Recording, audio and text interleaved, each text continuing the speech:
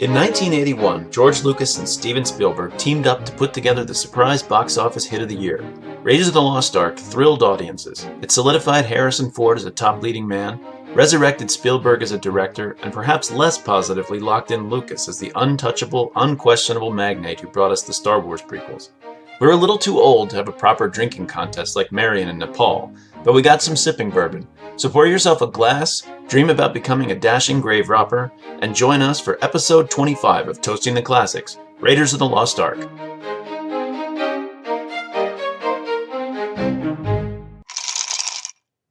Welcome to Toasting the Classics, episode 25. 25. Wow, that's pretty good. Quarter of a century. That's what kind of bad. podcast is this? What do people do on this podcast? Well, this is the podcast where we discuss, analyze, dissect, pick apart Something people think is a classic. Let's call it creative. Something creative that people think is a classic. Right. And then we decide whether it's a classic or not because our opinion counts. And that's not all. The format also includes an alcoholic drink related to the product. Yeah, that's why it's called Toasting the Classics. That's why it's called toasting. Has Because, nothing to do with the toaster. we're going to drink no matter whether we decide to toast or not. We hope that you'll join us. The drinking is non-contingent on the classic. That's right. That's right. So We try to have something to do with it. Honestly, sometimes we run out of ideas.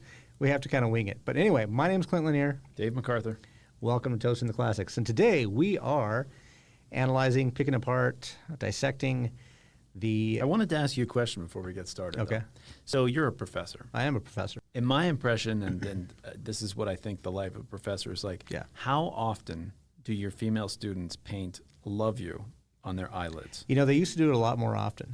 But yeah. we moved to Zoom classes now. Oh, right. Yeah. Right. So I do a lot your of musk doesn't have the effect that it does over Zoom. Just not anymore. Yeah, I do a lot more asynchronous online learning than I used to. And asynchronous online, like you record something and people watch it later. Is that what that means? Okay. Right. Yeah. Right.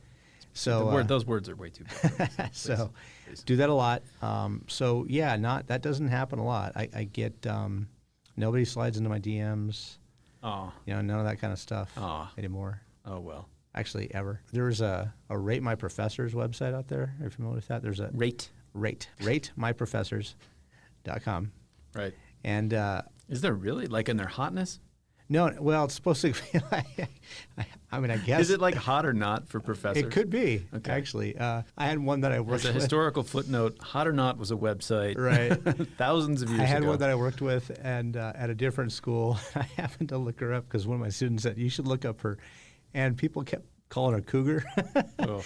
And it was just comments about her physical attraction. Pretty much. Yeah, attractiveness, nice. But I got a, hey, he's really cute. Oh, one. But this was like 15 years ago. Oh, okay. Quite, a lot less wrinkles and everything else. But I still wear the fedora. Do you? Every day to class. Nice. Yeah.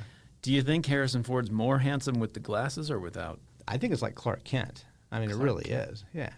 Wears glasses and everything else. You think there's ladies that prefer oh my goodness. Clark Kent to Kal-El? Well, obviously, there's the Love You. There's the Love You. But then Marion, okay, maybe we should back up and say what we're doing. What are we doing? Yeah. What are we doing this week? Or have we not given it away? Harrison Ford, professor, right? Marion. Archaeologist, Marion. We didn't say anything about archaeologists. No, that's the first drop of archaeologists. Well, you said the Love You part, which is kind of iconic. So, yes, we are talking about Raiders of the Lost Ark. Right. The original Indiana Jones film. The one that started it all. The one that didn't used to be called Indiana Jones and the Raiders of the Lost Ark, but is now. Yeah. Sort of like episode 4. George Lucas episode 4. Can't leave anything alone. Right. By the way, I will be remastering the first episode of Toasting the Classics. That's right. In the same are you going to have a different name for it? Yeah, maybe I should call it Dave McArthur, Clint Lanier, and the Gulag Archipelago, and The Joy of Zex. Right. Yeah, so that's what we're talking about today. Yep. Film debuted in 1981. 81. Quickly became the 1981's blockbuster movie. Made $330 million worldwide. Speaking of Superman, topped out Superman 2, which was expected to be a huge movie of the year, which is actually pretty good. That was a good one. Was a solid movie. That was a good one. Yeah. Probably my favorite of the Superman. Superman? Yeah. You said that very oddly. Yeah, well, it's the old Jon Stewart joke about Superman. When they were going to make a Spider-Man movie. He was like, "Remember, Spidey, the Jews control Hollywood. It's Spider-Man." So everybody in my family, we all call him Batman, Superman, Spider-Man. Nice. So just a bunch of Jewish guys going around saving the world. There was a third. What was the third movie? There were about 3 or 4 movies that came out kind of. Oh, in '81. Yeah. Maybe Alien. I don't know how big that one was. No, Aliens It was 79. it was a James Bond movie. It was View to a Kill? View to a Kill. Okay. Yeah, that's what it was. Is that 81? I thought that was later. I think so. Okay. Yeah, I think it was 81.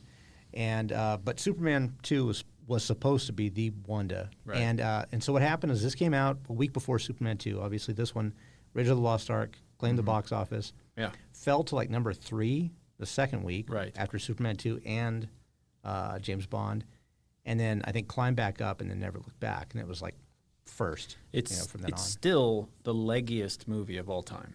As in, it's the movie that just kept making money. Right. And I know that, I'm sorry, there's actually a technical term for it. It's the longest time to get to its final like amount of box office Right. from like when it came out. Something along those lines. Is Well, what it leggy played. means, but- So it came out. I want to say like March, April '81. Its final run was in a theater in July '82. Yeah. So Yeah. a full year. Imagine Yeah. having a movie in a theater for a full year. Again, Yeah, right? we've talked about this before. It's because films just didn't come out Right. on video. Like Yeah. I don't know if I told this, I mentioned this before, but when I was a kid, I used to go every week to the video store Mm-hmm. from 1981 when we got our first VHS to like 1988 and look for Empire Strikes Back. Right. And go up and do you guys have Empire Strikes Never Back? had And it, they'd be no. like, no, Nope, no, never you had got to it. go see that in the movie theater because they'll re-release it every Right. once in a while. Just a completely different model Sure. of films, and now we're at a third completely different one where Right. it doesn't even go to the theater. Yeah, you just watch it on simultaneous. TV. Yeah. So. Yeah. But yeah, this was the leggiest movie of all time, apparently. 'Cause Can you I, imagine though watching this on TV versus like in the theater? I was thinking that. I was watching it on my computer, Mm-hmm. and the sound and in the truck sequence, because Yeah. we watched it in the theater recently. I took my son to see it downtown here. It's just so much better, Yeah. and it's just immersive, and it's so loud and like exciting, Right. and you can kind of wander off and look at something so else. big, It's you know, big, yeah, yeah. exactly. So It's one of those big films, and we talked about this before too. One of those really where the theater has to be really big right. to kind of have, or the screen has to be really big. It I can't be think so. one of I think those- I think it just improves everything Yeah. so much. When I read about the release of this movie, they're talking about how it didn't have a lot of buzz before it came Right. out. Like it was like we said, Superman 2 was the big movie that was coming out. Yeah. And I remember going to visit my dad. They were staying in temporary quarters, and I could still see. I still drive past this apartment building we were staying when I'm back in D.C. And he took me down to the 7-Eleven, and we got a pack of Raiders of the Lost Ark trading cards. I remember those. I had some And too. I was like, these are awesome. Yeah, And he was like, yeah. let's go see the movie. And I was Right. 4. Yeah. And he took me to see this movie, and I was just like blown. I mean, it just, I think, kind of terrified me. I definitely remember the monkey dying and being really upset about that when I Bad was little. dates. But in general, I just really thought it was awesome. Yeah. Like it was. Oh no, this is huge. I mean, Yeah. this was kind of like, so I was 7 when I saw this. It was kind of like Goonies, where it was just this again Steven Spielberg, Right. again one of those action adventure movies that a kid can just put themselves there and be like, I want to do that for the rest of my life. I think I just You wanted know? to be Indiana Jones. Yeah, Like, absolutely. What so kid, many of the what things. kid didn't want to be Indiana Jones? It went you know? farther than being a kid. I think a lot of the things Yeah. I was interested in throughout Yeah. my life have been sort of spurred. Like I like Right. learning languages. I like history. Yeah. I like travel. I like nature and the Fedoras, as I jungle. said, and- yeah. Right. Stubble. Whips. Wait. I actually did have a little bullwhip when I was So a did kid. And I remember I went on like a hike in the woods. I had my hat, my Indiana Jones hat. Of course. And I was teaching myself to whip it like around Yeah, trees. uh-huh. And I remember I slipped on the edge of the creek and whipped it around a tree. And I was like, I can't believe I did this. And I was hanging on, like about to pull myself up, and the whip split in half, and I fell in the creek. Why isn't mine as good as Indy's? Well, it's right. because it's not Indy. Right, that's true. He obviously has a good bullwhip. Yeah. And I had a. It's got pretty a lousy sweet one. gear, by the way. So He really did. can you get one of those guns, the Webley? Well, they made those things to last. I mean, all of that, Yeah. all of that gear Yeah. that he had. I mean, if you think about it, it was all made to last. His pistol, you mean? Yeah. Yeah, it's a particularly cool pistol. Yeah. It's that tip-up design kind of thing. Yeah, Yeah. I like that 38. Yeah, I bet you can get one of those. I'm sure you can. Probably, right? Yeah. I've got the shoes, by the way. Did I mention that? You mentioned that before. Yeah, he's I wearing got he's into wearing identical Indiana Jones boots. I randomly, John Roderick, the guy from the Omnibus podcast, I sent him a DM on Twitter because he just seems like the kind of guy that would know these sorts of things. And I was like, what kind of shoes does Indiana Jones wear and where can I get them? And I got into like a long conversation with him. And he told me, and I told my wife, and she went out and got them for me for my birthday. And so they're like really nice pair of shoes. You're a spoiled man. This is before he went Bean Dad.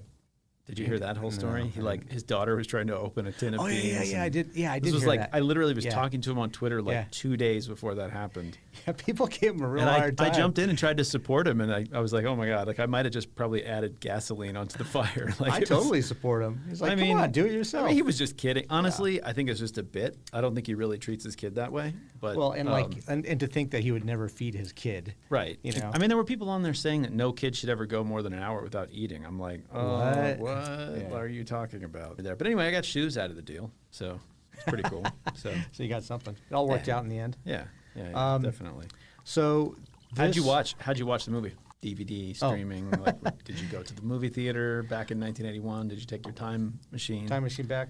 First time I saw it was in the Rio Grande theaters. Really? We talked about before. Back when they were doing first run movies. Oh, nice. And they had I think they have 2 screens in that theater. They don't now. I think they had one to the left, one to the right. Okay. And this is kind of our art house theater here in town, in our little town of Las Cruces. Right. But at the time, they were showing first run movies. So I saw Empire Strikes Back. Nice. I saw Indiana Jones, both Temple of Doom and Raiders of the Lost Ark there. Nice. And Temple of Doom did scar me for life. Yeah. I mean, the heart scene, oh my God. Yeah, it's pretty You know? scary stuff. My dad wouldn't let me see that one. But in the this theater. one, all this one did was just blow me away. Just Yeah. like, I want to be that. That's Yeah. all I want. I want to go fight Nazis. But it's funny because I was thinking about that. So there's the 2 movies have these very different reputations, right? I've shown my kids all the Indiana Jones movies and they love them. Mm-hmm. And every kid I ever introduce Indiana Jones to, without fail, wants to watch Temple of Doom over and over again because it moves. The Yeah. pace of that movie is so much faster. It's Right. so much more exciting. And there's a child character in it. Kids love that movie, even though, There's a lot of children in it. let's be honest, it's kind of xenophobic. You know, like it really does not treat foreign cultures with the respect that they're Right. due. You know, but it's just a really fun movie. And Wait. Are you saying if I go to India, I'm not going to eat monkey brains no, you're probably and not. beetles? Yeah, probably not. Darn. But And baby snakes and just shove them down my gullet? yeah. I think what they're trying to go for there is just kind of a like pulpy idea of the rest of the world. Yeah. Because movies used to be okay to produce a movie, and the movie was for Americans. Well, and it would sort of accidentally go to other countries Mm-hmm. sometimes. Nowadays, when you release a movie, it's got to be the audience is the whole planet. The whole you know. the whole point of Indiana Jones is he's playing off of like Humphrey Bogart's 1940s and 30s. in a lot of ways. Yeah. Kind of campy, exotic movies, you know. Right. And I remember watching these movies when I was a kid. We didn't have cable, so we'd see like on the UHF channel. Mm-hmm. You know, we'd see these old black and white movies from like the 30s and 40s. Like Treasure of Sierra Madre or something like that? I mean, Like- not even that. That would be like, you know, an A grade movie compared to stuff we were watching. There was like the French Foreign okay. Legion and, you know, and all these other ones that were full of adventure and stuff like that. But it did present any place outside of the U.S. as an quote unquote other place. You know what I mean? Yeah, I was listening And so to... everything was exotic. Everything was weird. Right. And they played up as much as they could. So you know the movie Lost in Translation? Yeah. Bill Murray, Scarlett Johansson. Somebody was talking about how the... Terrible movie. I mean, it didn't really make a huge impression. A lot of people love that movie. Yeah. But there was a subset of people complaining about it, I read, saying that it presents Japan as this confusing foreign culture. Mm-hmm. And I was like, from an American's perspective, Japan is a confusing and foreign place. The movies aren't always for everyone. Like, just don't watch it. Yeah. You know, if you're Japanese, it There's probably a- doesn't speak. If I was in Japan, I would be confused There's a all the time. post-structural theorist named Roland Barthes, and he has a book called The Empire. I think it's called The Empire of Signs, or something like that, The Land of It's Signs. like a semiotics text, or Yeah, something like that. But it's all about Japan. And if you think Cool. about it, like everything is, even the you know the writing is visuals, right? Their kanji is pictures. Sort of. And so Sort of. yeah, it is right. I mean, it's very abstract. But that's they were yes. once picked. There's So actually quite a lot of abstracted. theories that like our alphabet was once pictograms could've been. also. Like, But you know, the point is that it is, unless you're Japanese, it's a very difficult culture to enter Sure. and understand. Sure. You know, sure. Ours probably would be too, but ours is so widely distributed that people get used to Right. it. You know, from the time they're children. but see, an equivalent for Temple of Doom would be like he went to Japan and all they eat is like raw fish, and you know, Right. and they all walk in sandals. And, Right. I mean, you it's know, the Temple of Doom. You're playing up Right, it's a thuggy right. cult. It's Yeah, like, yeah, you know, I mean, yes, fair enough. You know, it's probably not the best way to introduce Americans to Indian right, culture. Sure. But you get, it's just kind of a thing that doesn't really land. So the other thing about that one is it's supposed to be so gory, like you said, with the heart ripping scene, and it's supposed to be Indy was so dark. And go back and watch Raiders again. You're like, he like just threatens. He starts pulling his gun to just shoot Belloc in the middle of that bar. Right. He's just gonna kill him in cold blood. Well, he's going to have them both die.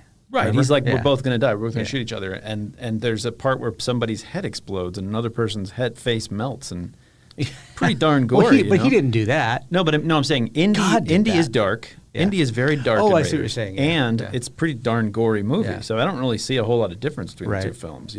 The child slavery thing is maybe not the. That's Yeah, but he was on the other side of that. yeah, one. he's on the other So, side of that. He saves them. I actually think Indy in a lot of ways is more heroic in that film. Yeah. He goes in being kind of greedy. He just wants his fortune and glory. But then he ends up like taking huge risks to Right. rescue all these children. That's a lot more Right. pure than what he's doing in Raiders. Why is he trying to save the Ark? What's his motivation? I think his motivation is to keep the Nazis from getting it. I think that's the point.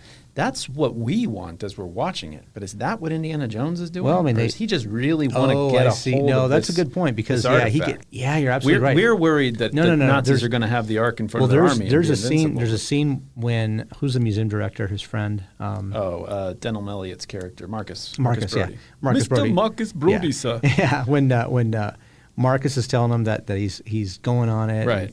And he's like, "You've never done anything Right. like this before," and he's like, "Marcus, this is the chance to get the." But he also dismisses the supernatural. Yeah, but he's importance like, of it, "This right? is an artifact." Like he's This is talking an about artifact it. He's of incalculable significance. exactly. So he's talking about it. talking in about terms- history. You're talking about the boogeyman. Yeah, the boogeyman. Yeah. What are you trying to do? Scare me? What are you? Or Who when are he you? shows when they Who show are you, the my mom? they show the OSS operatives Yeah. the book, and he's like looking at it, and they're like, "What's that coming out of?" And he's like, "Lightning, fire, power of God, or something." He doesn't care about any of that Right. stuff. He doesn't think the Nazis are going to be I like that powerful. throwaway line though. He's like, "Good God, yes, it's just what the That's Jews, what the Hebrews thought." Yeah. Denham Elliott's pretty funny. I like everything about his accent, the way he talks. He's more comical in the second one, but No, the third one. yeah. I think the Last Crusade works better because it's just kind of a different artifact, same Right, story same in story, a lot of ways. yeah. And the fourth one was just like, Yeah. just a mess, Train wreck. just a mess. Well, the first one. You I know. mean, the first one. It's always hard to recapture lightning in a bottle, right? It's just impossible Sure. to do, and that's what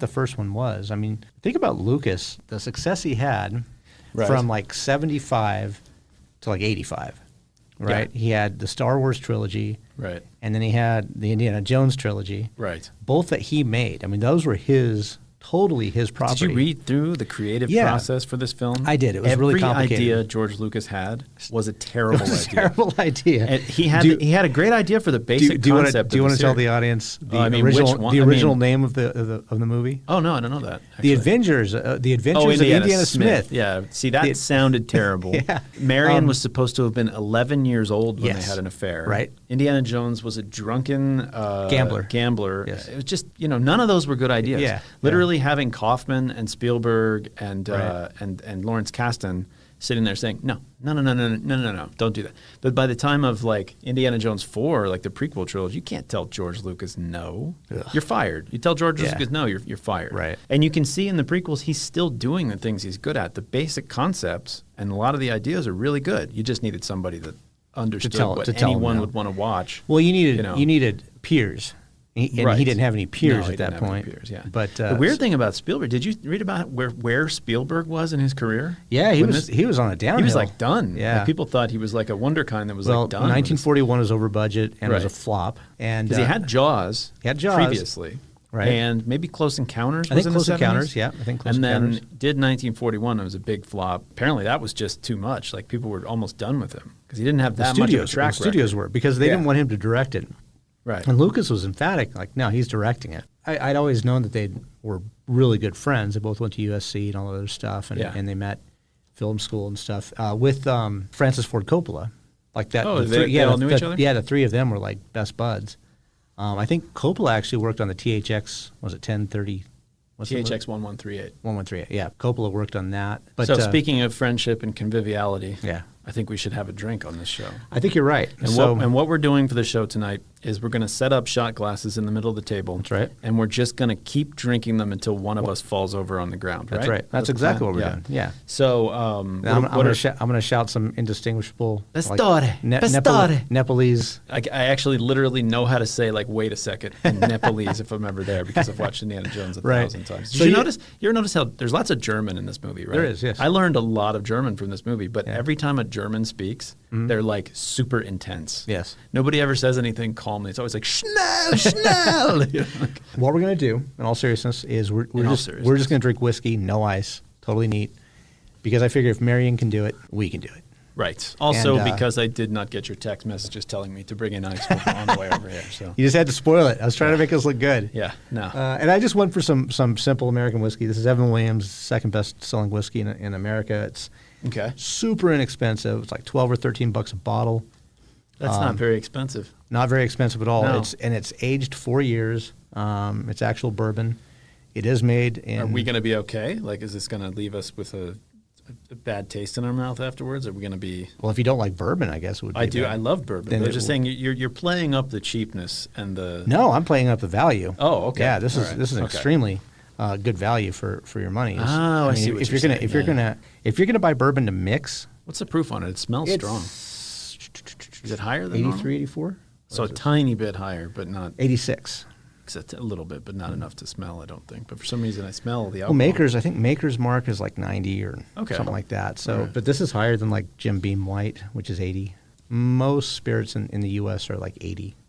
That's kind of what everybody's palate's at. 80 is pretty much what I'm expecting out of a hard liquor. So it's 4 years aged. I mean, this is a really good value if you're gonna drink, especially mixed drinks. No special occasion. You're just going to have a highball or something before you go to bed, watching the game. What's a highball? Or did we talk about? We said this before, but what is it? Tell me again. I forgot. I think a highball is just whiskey soda. I mean, that's what I think of as a highball. Huh. Okay. Yeah. I think I had the exact same reaction last time you told me. That it's not at all what I thought a highball was, but okay. It's nothing special. But it's one of those drinks that they used to drink a lot in the 50s that we don't really drink anymore. Highball drinks with the gang. Right. Yeah, exactly. But anyway, so cheers. Here's some straight First whiskey. Sip of the Evan Williams. To Marion. Oh, we're not actually cheersing? Well, we can't. If we cheers, then that means we've officially toasted the classics. I think. No. No, we're allowed to pre-cheer? Yeah, pre-cheer. Okay. There we go. Warm, but I don't really mind that, actually. That's okay. Something I thought you might go with, although totally impossible to go with. Okay. I don't even know. There's the bit where Marion's trying to escape from Belloc in the tent, and they drink together. The brandy? And I guess it's brandy. It's a clear liquid, and he says he's French, and it's his family label. Yeah. They drink it. She pretends to be getting drunker than she actually is, but then he actually kind of doesn't end around because it's his family label, and it doesn't, I guess, get him drunk anymore. I don't know if that works. I thought he did get drunk.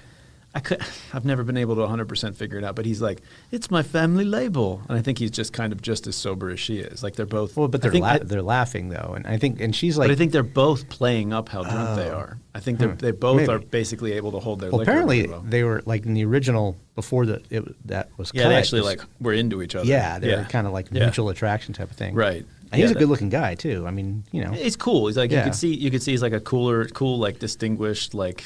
He's like but he is highbrow version. The part when she's like, "What kind of people are these friends of yours?" It's like they're Nazis. They're bad people. They're Nazis. They're bad people. I'm working with the bad guys here, lady. Get used to it, But and he eats a fly. So he does eat a fly, which is pretty BA, if you ask me. Yeah. So I looked at the bottle of what they're drinking, and it's in Arabic. Oh, is it? Yeah, it's somebody there. I looked it up online. Some people said it's a Tunisian fig brandy, which seems very plausible to me. But why would it be his label? His family's label. Because he might be Pied Noir. Either they screwed up and just got a local bottle and hoped nobody would see the label, or he actually might be French from Algeria or Tunisia. It could be. Which is possible. Yeah, maybe. So I don't know. I'm giving them credit, if that's true. There's a lot of stuff going on in this movie. I was before I decided on whiskey.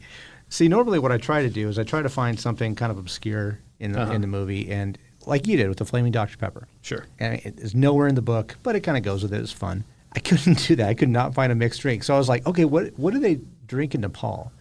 Oh, that would have been neat. Nothing at all that you could find here or would probably want. They might drink arak, the mare's milk, fermented mare's milk. I don't think you could get that here, though. Right? Yeah, there's a type of, like cloudy vodka. I wasn't quite sure what let's not drink with. that. Yeah. That doesn't sound good. That one of my favorite anecdotes from like the Mongol Empire. They had this feast sort of at some point where the empire was pretty well solidified. And there was a fountain in the middle of the room for this feast that gave drinks from the four corners of the empire, one of which was arak, the fermented mare's milk. The other one was like something from China. There was beer and wine, like to represent the different drinks from all over. I just thought that was super cool. Yeah, that's a lot of preparation. There's a lot of, but I guess if you rule the earth. I was going to say, if you ruled the earth, you have all those, you look at the have resources at your You look at the disposal. palace at Versailles and realize that they had to move a river to irrigate that, for example. So, I mean, people can do what you tell them to do if you're the Sun King.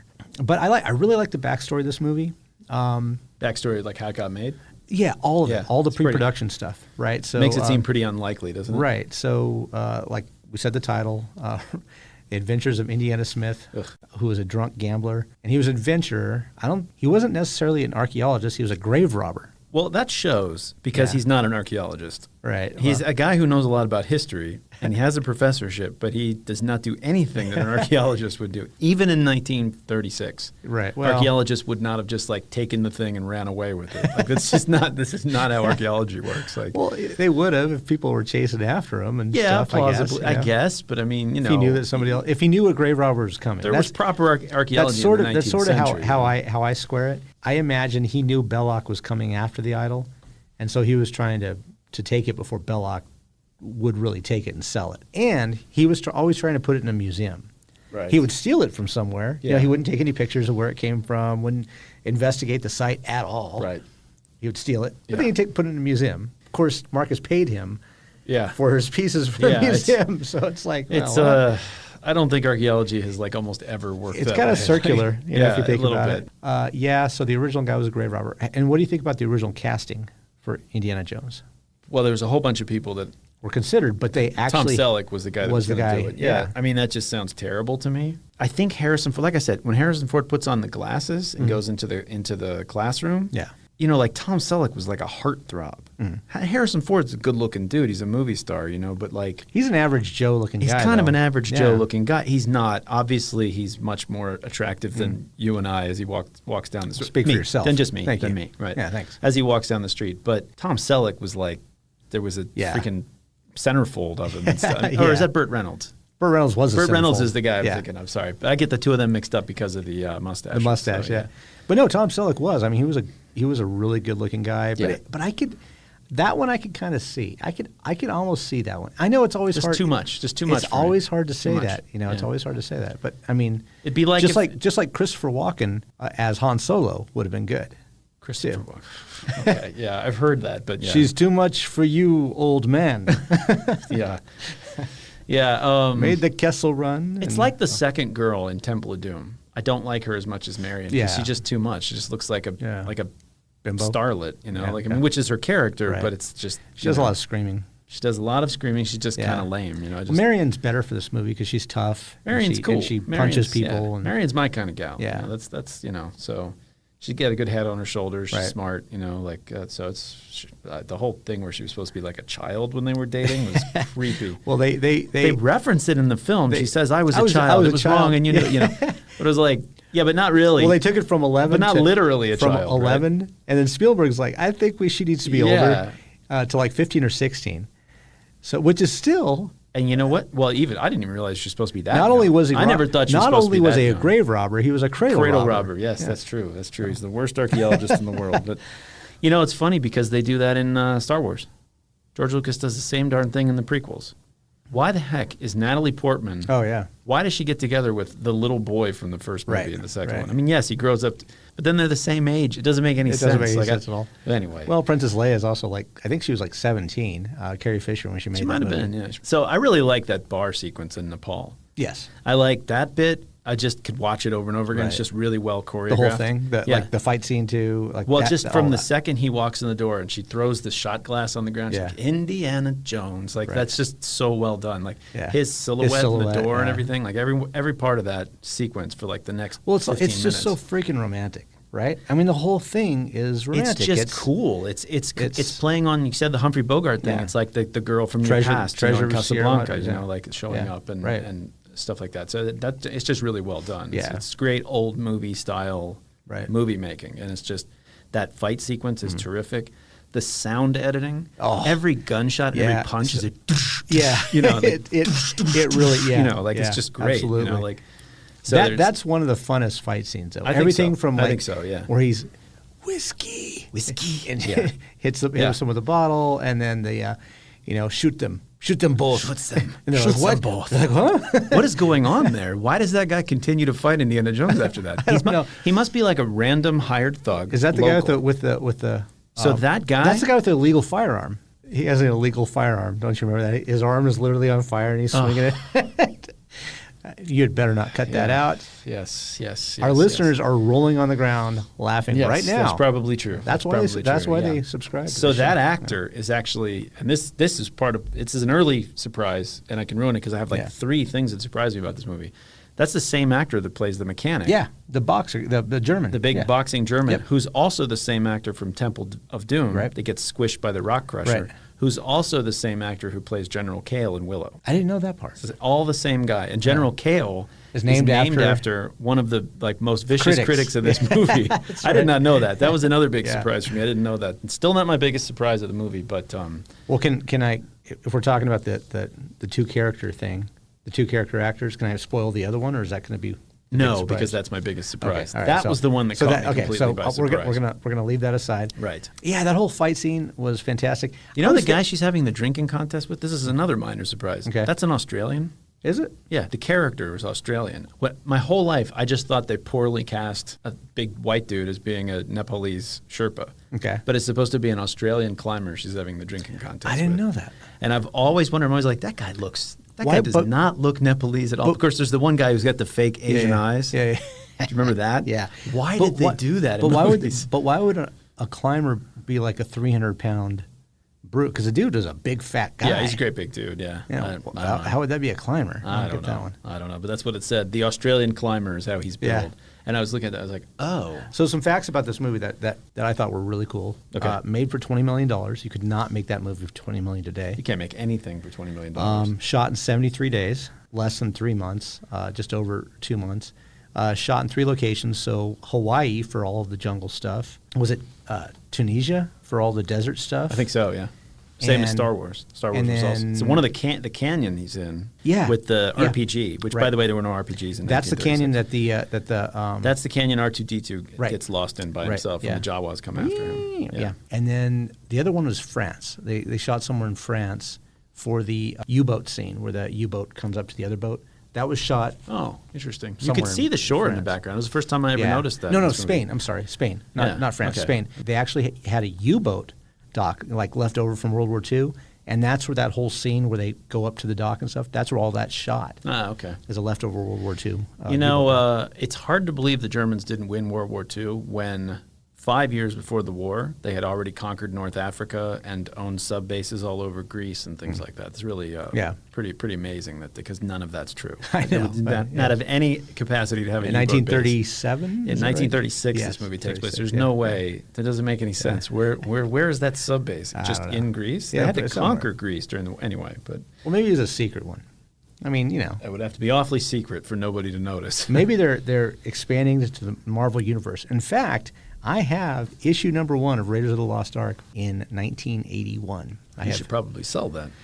No, might be worth something. That's my kid's tuition. I'm not going to have any money by the time they go to college. But my dad's whole plan for my tuition was he saved the original glasses from Burger King for Star Wars, and he gave them to me when I was like 25. He gave them to me. I was like, these are probably worth something. But yeah, 25, $50, something like that. Yeah, I have Looney Tunes issued by Pepsi from 1976. Okay. They were at my grandma's house, and I think they got them when my brother and I were like, babies. You're talking comics. No, I'm talking glasses. Oh, So yeah. subject I had glasses. the Muppet movie ones too. But those we used those all the time, and those got broken. That was the other movie that came out. It's The Great Muppet Caper. Yes, came out. It did. And Clash of the with Titans. this. Actually, And Clash of the was Titans. 81 Yep, movies. that I was actually another one, remember too. going to see all those. God, in that the was a theater terrible with my one. dad. The worst out of all of them Clash was of the Clash Titans? of the Titans. Oh, that's not. God, the no, stop. that's a good movie. The stop motion claymation stuff. Oh, that was terrible. Yeah, it doesn't hold up terribly well, but it's a pretty good movie. Then you had the guy from L.A. Law as Harry Hamlin. I just watched that with Alex not too long ago. Did you? I thought it was Did pretty you good. like it? Yeah, we like it. Anything with monsters. Wasn't there one? There was another one made around. Wasn't Sinbad? So Sinbad those are was- older, but yeah, yeah. it's the same. It's the same guy, Ray Harryhausen, that did the stop Okay. motion for all Right. those movies. Yeah. So. Those are just as terrible. You know, the skeleton fight in Skeletons, Jason yeah. and the Argonauts holds up That's really the well. one. That's a That's the really other good one I one. was I mean, thinking you got to. It's from the '60s. It's pretty awesome. You know, like, stuff's pretty good, like, for its time. So, back in the day before there was CGI, basically it was Jurassic Park. Pretty where much. that changed. Yeah, It was stop yeah, pretty motion up much. until then. So Yeah. I like the actual effects, physical, like special effects. There's a word for it, but not Practical. the CGI. Practical Practical effects. effects, Yeah, yeah. thank you. I still like that. I'm more impressed by that than the CGI stuff. Another couple of quick things is Okay. nobody would buy the movie because Lucas said, I want complete control. You can't tell me anything. Plus, I want a share of profits, and I want the rights for any sequels afterwards. And everybody's like, "Are you crazy? No, I Right. can't do that." Right. Which I kind of found surprising because I mean, after Star Wars, he made so much money off of Star Wars. Yeah, it's weird, isn't it? Why would they tell him no? I don't know. It doesn't make sense. I mean, it would be kind of an easy gamble. I think there'd been a little dip for Empire in terms of earnings, but it was still super successful. yeah, so still I huge. don't know. You'd think you would just let him write his own ticket Right. to whatever the heck he wanted, but I don't know. But somebody finally did. Who was it? Was it Paramount? Yeah, it was Paramount because they had the mountain, right? Yes. Paramount, okay. Yeah. Which turns into the mountain in South America, and then turns into the mountain on the Gong. Actually, and it's Mount. each one is- It's volcano in Kauai. Oh, is what makes it is. sense. Yeah. Yeah, they said they filmed. This one was filmed partially on the Nepali coast. Yeah. The bit with the donkeys. Yes. At the beginning. Yeah. That's Nepali. So yeah, it might be that mountain. Right. Actually. Might That be. makes sense. You I might think have it been is. I think it is that mountain. You might have I think climbed they that told us mountain. that. No, we saw it. It's far Oh, off. okay. It's hard to Hard to get to. So there's another Indiana Jones movie coming out. They're filming it like right I now. know. Off the dome. How old would you say Harrison Ford is? I know this already. Okay. So he's 80 years old. He's not 80 yet, but he's Yeah. very old. Yeah, It's he's ridiculous. He's about to hit 80. I don't understand it. Why can't they just get another? Clint Eastwood's 91, and his movie dropped today. No, I mean, you could be in a movie, but you can't play Indiana Jones at 80. I heard something the other day. I don't know if this is true. I got this on my Facebook feed, Okay. so take this with a grain of So salt. it's true. This could be Russian bots trying to Misinformation. influence me. Yes, Yeah, misinformation. for sure. But apparently, in the next film, Phoebe Waller-Bridge is in it, and apparently she's going to replace him That's as what the I heard. Indiana Jones Yeah. character in the future. And That's I'm like, sort of what I that heard, is too. the worst. I love her. I love Fleabag, and I just finished watching Crashing. Like, she's great, but that's a terrible idea. Yeah. First of all, she's British. Right. Why are we having a British? Why can't we have an American play our American? We don't have a whole lot of like characters left that are American. Like Indiana Jones is pretty quintessentially American. It's kind of the whole point, right? In a lot of ways, like, Right. and also like, why does it have to be a woman? I don't understand. For Indiana Jones, Because we're woke. We're in a woke that- culture. that's it's like James Bond. It's 4 guys. It's- That's the entire audience of the film. Hey, come on! Look how well it worked out for Ghostbusters. With Ghostbusters, it's a comedy. You're not really like emulating the characters of the Ghostbusters so much. But Indiana Jones, James Bond, they're supposed to be guys that guys want to be. Yeah. That's the whole point of the franchise. I am. There's not at all there's disagreeing, no other yeah. point. You're I'm just, watching it. I'm just telling you why That's they're doing kind it. of why Tom Selleck, I think, wouldn't work, because I don't want to be Tom Selleck. I'm looking at I him. don't know. I watched Magnum PI like religiously when I was a kid. I liked him as Magnum PI, but I'm just saying, like, I don't want to be that guy. I did. That guy's too much. I want to be a guy like Harrison Did you ever Ford. see all the girls that he got as Magnum PI? I mean, It's not about that. who, It's not who really would what want I'm, to be him? It's not really what I'm saying. It's just like He was cool. James Bond gets tons of women. Yeah. But you want to be him because of the other stuff he's like, because Okay. he's just awesome. He's just So- so good at everything and cool. It's like, Do you know who Idris Elba is? Yes. They were considering him I know. for James Bond. I Would know. that be okay? He also kind of has the same thing as Tom Selleck. He's like a bit too much. Bit too much. I don't really feel like I could aspire to be Idris Yeah. Elba. He seems like too much for me. See, I thought Pierce Harrison Brosnan. Ford- I thought Pierce Brosnan was too pretty. Exactly. You know, I agree. for I agree. for I agree. James Didn't Bond. like him as James Yeah. Bond, Yeah. but I do like Daniel Craig. I do- because I do too. can't actually be Daniel Craig. I'm not delusional, but I could almost, when I'm watching him, I'm like, I could almost do that. I could Yeah. almost be that guy. Whereas when it's Pierce Brosnan, I'm just like, I'm not a soap opera star. Yeah, I know. I'm just not. I don't Like, have it's that just hair. not- yeah, he's it's just got not that. He's got that happening. hair. Yeah. Timothy Dalton had kind of the same look. He was a little rougher. A little around the rougher. edges. A little rougher, yeah. But Sean, Agreed. for my money, Sean Connery will always be I James think Bond so. for me. I but, think so. Yeah. But But just like Harrison Ford will always This be. this is based you on know. James Bond in a lot of ways. Yeah. You could see the influence, and it's Yeah. the same sort of role for the main character, and they tend to be kind of episodic. There's not really a whole lot of connection between the films. Well, except for, and one thing that they both agreed on from the beginning was that he had to be fallible. He had to be. Yes, I love that. He had to be. I love that. That's better than James Bond. Yeah, by the way. exactly. He had to be a guy that would get hit and knocked down. Absolutely. Well, the first thing he does, he goes into that temple and he's like all cocky and he like flips the thing over he's and like, then he screws it up and he almost gets himself killed. He salutes him with the hat. He's like, "Yeah, what's up?" Yep. Yeah, and then he's like, "Okay." Again, I like that kind of character. But First of all, because it's the best part of that scene that shows that is when he jumps across that one ledge, grabs the root, and he's like, and I got the root. Out. Yeah, yeah. And he's like, oh. No, constantly throughout. It's just like in Die Hard. Yeah. I like John McClane as an action hero more than the other guys because John McClane is just barely making it. Yeah. He's winging it. Yes. And he's just barely surviving all the time. And that's, again, it makes it more relatable. Right. You're like, you look at Bruce Willis. You look at Bruce Willis and he doesn't look like Sylvester Stallone. Right. I look at Sylvester Stallone and I'm like, that's a person that's nothing like me. Bruce Willis, I look at and I guess like, that was always the problem, sort of the problem with James Bond, especially when Roger Moore did it, was he never got his clothes wrinkled. Right. The cool thing about Daniel Craig is he gets his butt kicked. He really does. But there's one of my favorite, like, just physical bits he does. He's like on a fight in a train. He's got the tux on, right?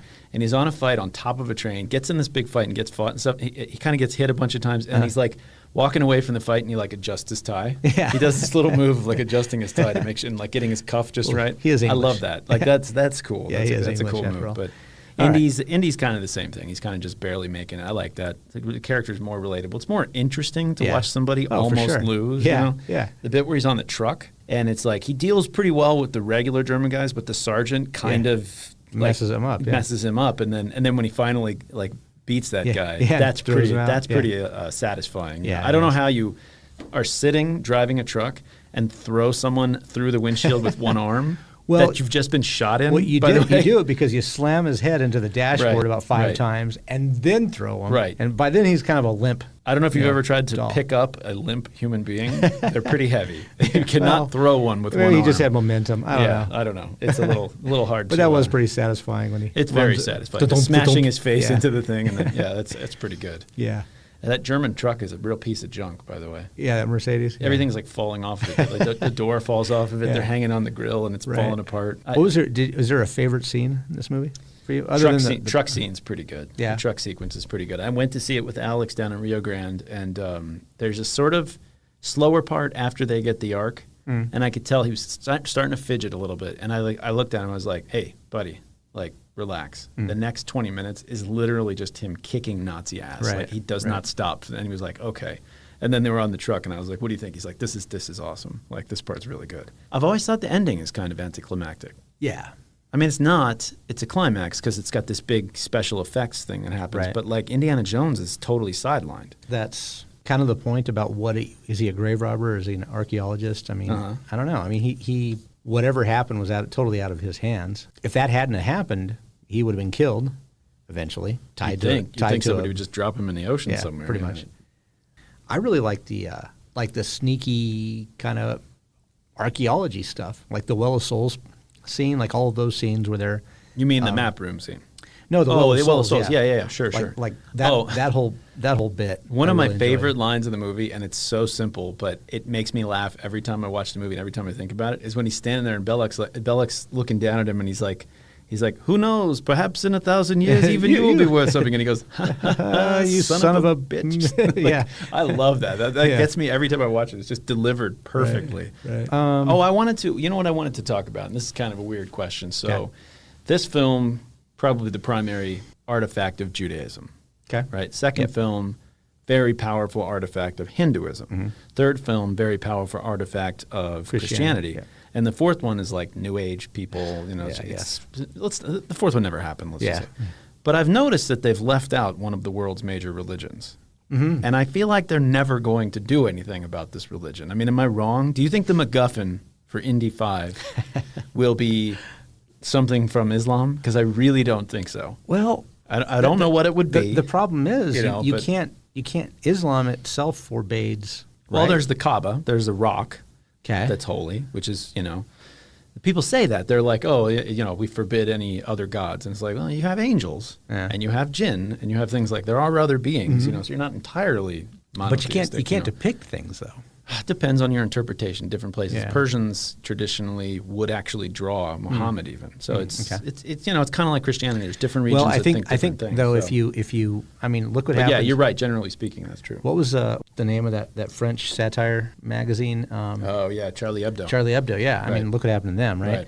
Right. So Well, that's what I'm saying. So if you had a relic, what could it possibly be that wouldn't piss somebody off? I just don't think anybody would touch Christians it. are pretty easygoing. Yeah, exactly. Jews are really used to it. Also, so Steven Spielberg's Jewish, Right. So if he's doing the Ark, you can kind of say like, I have Jewish Joe community, I guess, Yeah. to some extent. And also for Christians, modern Christians don't believe in the Holy Grail. No. That's a medieval thing. Right. So you can kind of get away with it. Right. I don't know how Hindus feel about Shankara stones. I mean, there are artifacts in Hinduism, Yeah. temple, It's quite a few, actually. grave goods Yeah. and things like that. So there's like the Buddha's tooth. You could do something like that. That might be one. I don't know.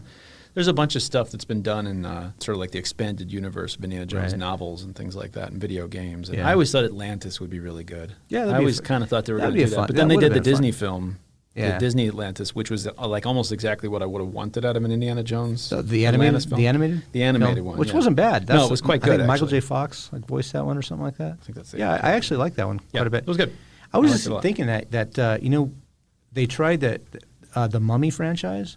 Actually, did a pretty good job. I thought so, too, They, yeah. and I they, liked were, it. they were trying to recapture some of this Indiana Jones with Absolutely. what's his name, Brendan Brendan Fraser. Yeah. But again, Brendan Fraser, who I do like, by Yeah. the way, As do is too much.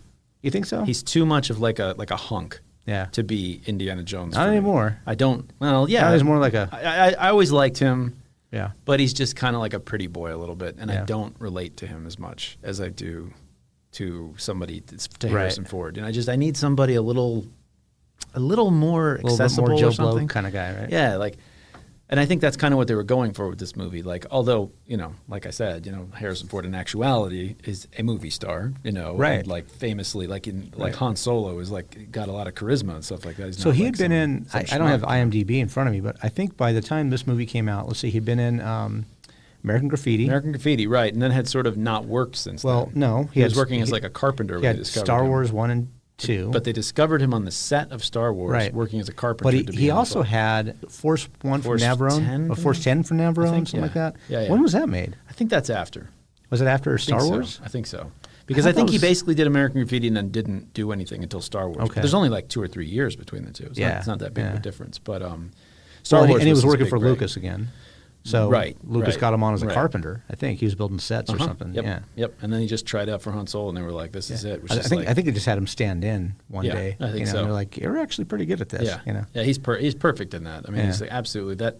I don't think that movie is very good without him. No. I mean, it would still be pretty fun. You need but somebody to counterbalance Luke's incessant whining. So, this is turning into a Star Wars podcast, but when I was a kid, we used to play Star Wars, Uh-huh. and we would line up. It was me and my friend and this girl that we played with, and he was a little older, so he'd be like, "I'm Han Solo," Yeah, and that's what my she'd be brother like, did. "I'm Princess Leia," and I'd be like, "I don't want to be Luke." Right. Who else So I could it used be, to though? play the good stormtrooper every Yeah. time we played because I just thought Luke was so lame. Yeah. And it's the same kind of thing I'm talking about. Right. You don't want to be Luke. You want to be Han. Right. Han's cooler in some way. I Right. don't really know what it is. It's just, Did you ever have the? Okay. Yeah. You were going off on a Yeah, tangent. All right. okay. So well, we'll do that. That'll be another time. Right. Actually, we shouldn't even do that because that's such a given.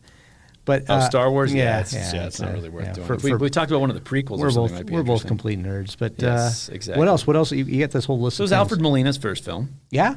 That's which seems like it would be a bit part, but the camera's on his face quite a bit, yeah. like through the whole thing. He's coming back as Doc Ock. I know. In the I know, newest, that looks really good. Spider-Man, by the way. it I'm does. excited about that. It does. Oh, we're trying to keep this evergreen, though. People have watched this movie already in the future. Oh, have they? Yeah. How was it? Yeah, so send us emails about how good Spider-Man was. We'll get them Yeah. 4 years from now. Yeah. And either concur or Say not. it was terrible. So, yep. Why is the OSS after the Ark? That's one thing I want Why to is ask. the OSS? Why after do they the Ark? care whether Hitler gets the Ark? Well, I They think don't believe it's going to Well, I think they just want topple to armies, right? They want to foil any plan that.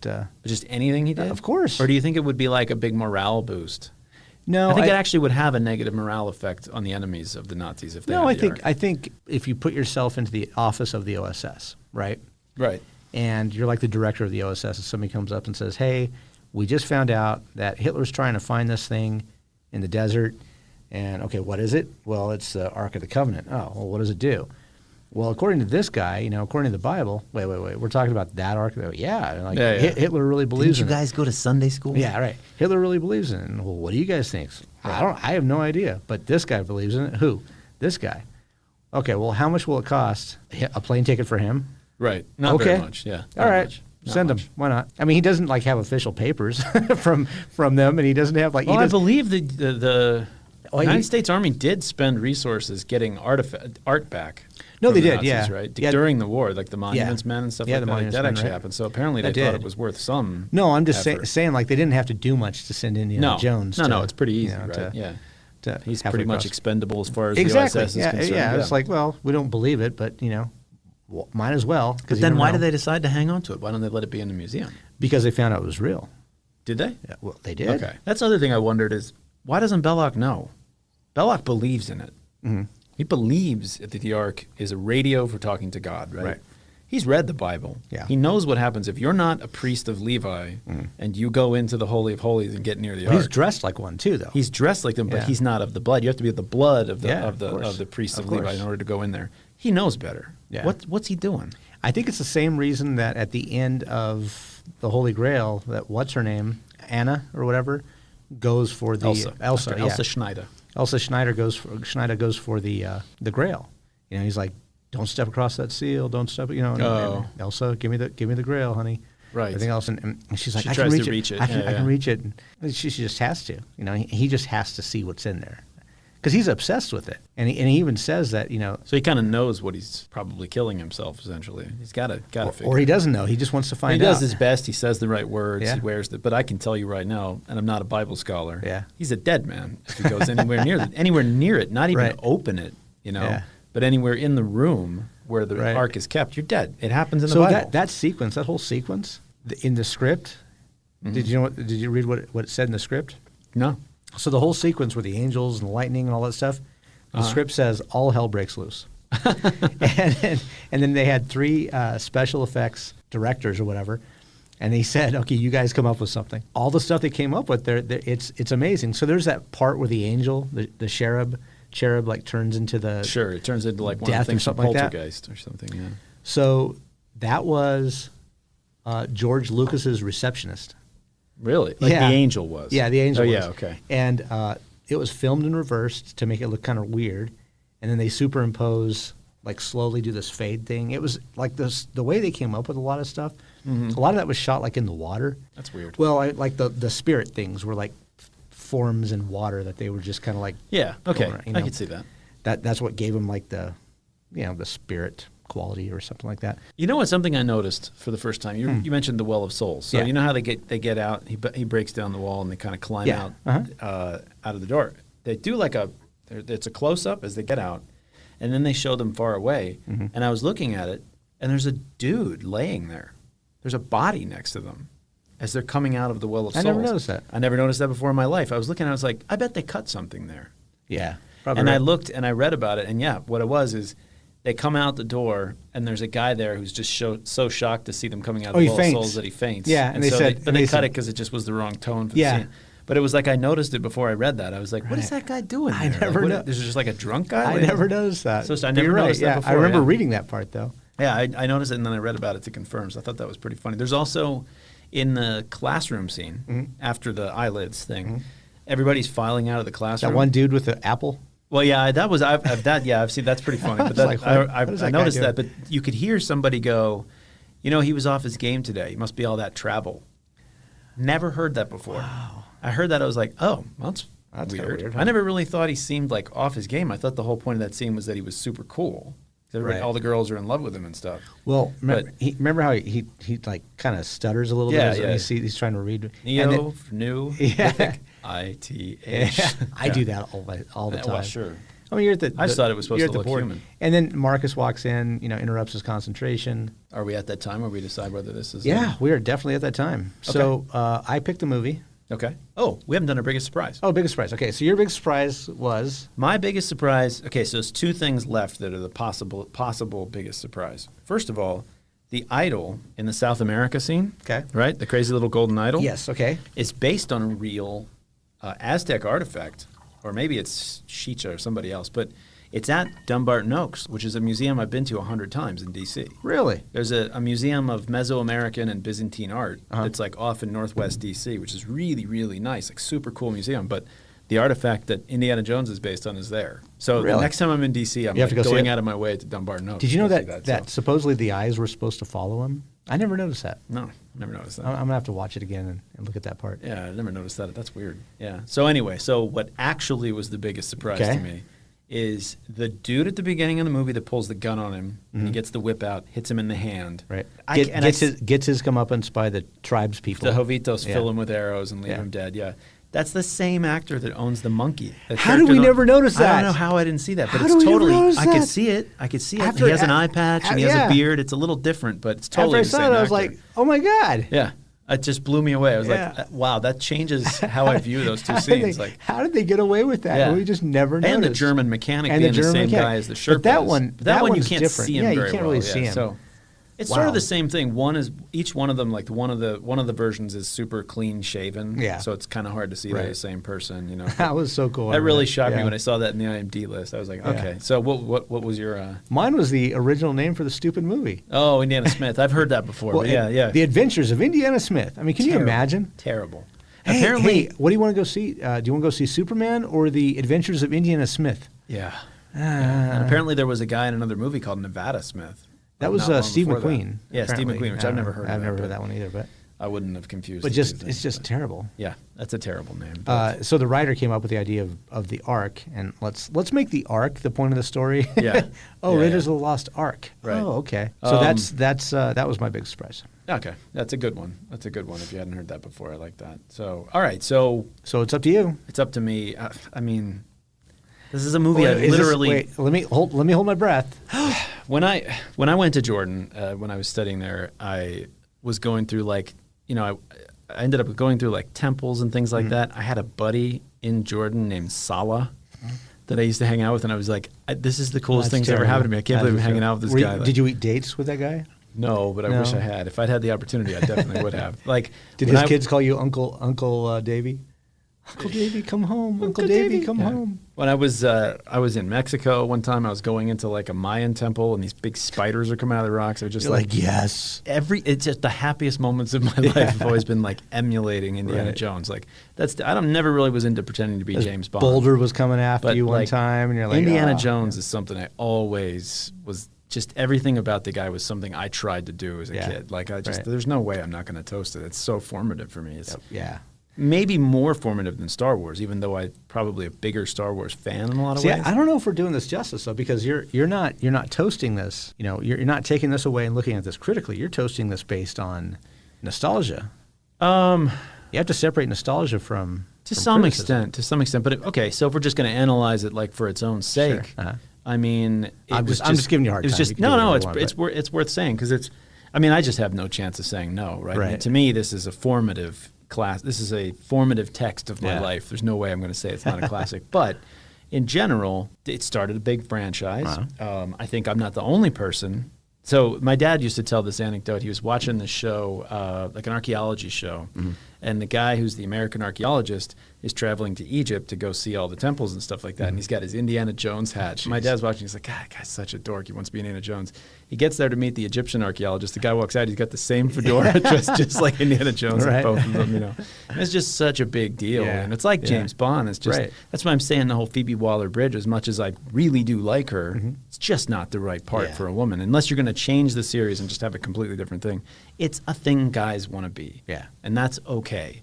There was this like feminist critique of the movie at the end of the Wikipedia article. There's a collected bunch of things that various people had said, and they're like, this is like showing guys what they the wrong way to behave and stuff like that. And toxic masculinity. I'm like, you know what? This is not that toxic. This is, this is just guys want to be a hero. They want to be awesome. This is really not so bad. If guys acted like Indiana Jones, the world would be an okay place. I mean, it's a little bit of that sort of Humphrey Bogart borderline misogyny sometimes, kind of domineering, I guess. Yeah. But it's not that bad. I think it's okay to let guys have a little fantasy like this. And I just don't see it appealing to people if it's a woman playing the part. Yeah. I just don't see it having the same do something different. Something different that women want to be. Something for women to look up to, you know? I think it's kind of powerful in that sense. I think it shapes like what we think about a lot of things. It's like a roller coaster movie. I don't think anybody had ever seen anything like it at the time. I think a lot of movies afterwards have this kind of pace. I don't know. I think it's a classic just in its own regard. All right. But I can't even really properly analyze it. No, I am jaded. It's such a big part of who I am. And that doesn't matter. I was being facetious. It's funny that you chose it and not me. That's how much this movie means to me. So it's kind of, we're toasting it then. yeah, we're definitely toasting. Here's it. Here's to the classic. Here's to the classic. Let's do a better one. All right. There you go. That was a chin chin. So, what are we doing next time? Are we going to put in another episode, or do you want to do one with me and you? Are we going to go ahead and move forward with the free choice week? Are you editing out all this? Are we just talking? Well, if it sounds okay, I'll leave it. But or do we want to go with the free choice? Yeah, let's go through. We'll try go to to free choice. So it's probably going to be a Zoom episode, but that's fine. That's fine. So what are we doing? So we are going to do. I had wanted to do something from comics, so I got online and I looked up like what are the classic runs of Marvel Comics that you have to watch, and I think the films today, the MCU films, are moving around to bringing in Galactus, the Fantastic Four, and the Silver Surfer, and I think those are going to come into play in the next run, this next phase of the Marvel Universe. So I looked that up, and it's issues 48 to 50 of the Fantastic Four from 1966. Those 3 issues, I'm going to read them, talk about it, have some fun. Obviously, we're going to have to expand and talking about the characters in general. And there'll be a lot of tangential stuff to talk about. Cool. It should be pretty fun. So I've already started reading it, and I'm very much enjoying the comics, so it should be a good time. Brilliant. And don't know what the drink will be. That's going to be tricky, but we'll figure it out. So we'll come up with something. Yeah. All right. Well, thanks for joining us once again on Toasting the Classics. And we will see you next time for Toasting the Classics. I'm Clint Lanier. Dave McArthur. And we're out. Peace out. That's it for episode 25 of Toasting the Classics. For those playing along at home, you'll need some Four Loko for next week's episode, where we'll be talking about the 1966 3-issue run of Fantastic Four 48 through 50. I can't believe I'm actually going to drink that stuff. If you'd like to get in touch, please send us an email at toastingtheclassics@gmail.com. Send us show ideas, comments, complaints, and let us know what you think of the new female Indiana Jones. Check out my blog at theattractivenuisance.com and follow us on Twitter at @attractivenuisance. Our music was written by Michelle McArthur. See you next time on Toasting the Classics.